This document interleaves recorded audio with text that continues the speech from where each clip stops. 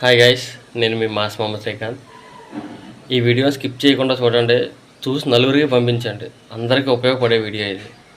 రాజమండ్రిలో ఎన్ని చోట్ల బ్లడ్ డొనేషన్ క్యాంపులు ఇటువంటివన్నీ కండక్ట్ చేసినా నేను ఏ రోజు కూడా వాటి గురించి పెద్దగా పట్టించుకున్నది లేదు. ఎందుకంటే నాకు బ్లడ్ ఇవ్వడం అంటే నాకు పర్సనల్గా భయం. దానివల్ల నేను ఎప్పుడు వాటిని పట్టించుకోలే.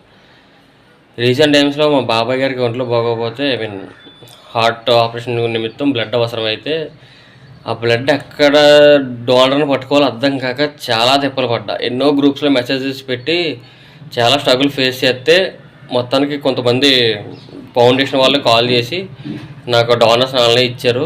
లక్కీగా నాకు ప్రాబ్లం సాల్వ్ అయింది. కానీ నాకు అనిపిస్తుంది ఏంటంటే మన చుట్టూ ఉన్న వాళ్ళు, మన ఇంట్లో ఉన్న వాళ్ళు బ్లడ్ గ్రూప్స్ ఏంటో కూడా మనకు తెలియదు. ఉత్తరం మనం అవసరం రాదు కాబట్టి పట్టించుకోం.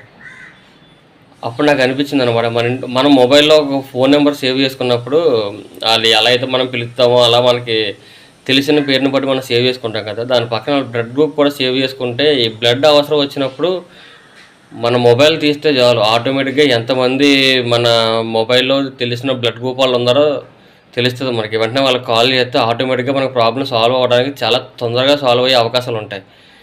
నాకు ఈ విషయం నలుగురికి చెప్తే బెటర్ అనిపించింది. ఈ విషయం మీకు కరెక్ట్ అనిపిస్తే ఈరోజు మన ఇంట్లో సిచ్యువేషన్ బాగుండొచ్చు, రేపు అన్నట్టు మన ఇంట్లో కానీ మన చుట్టుపక్కల వాళ్ళు కానీ మన ఫ్రెండ్స్ కానీ ఎవరికైనా ప్రాబ్లం వచ్చినా కానీ ఇలా మనం సేవ్ చేసుకోవడం వల్ల వాళ్ళని సేవ్ చేసిన వాళ్ళం అవుతాం.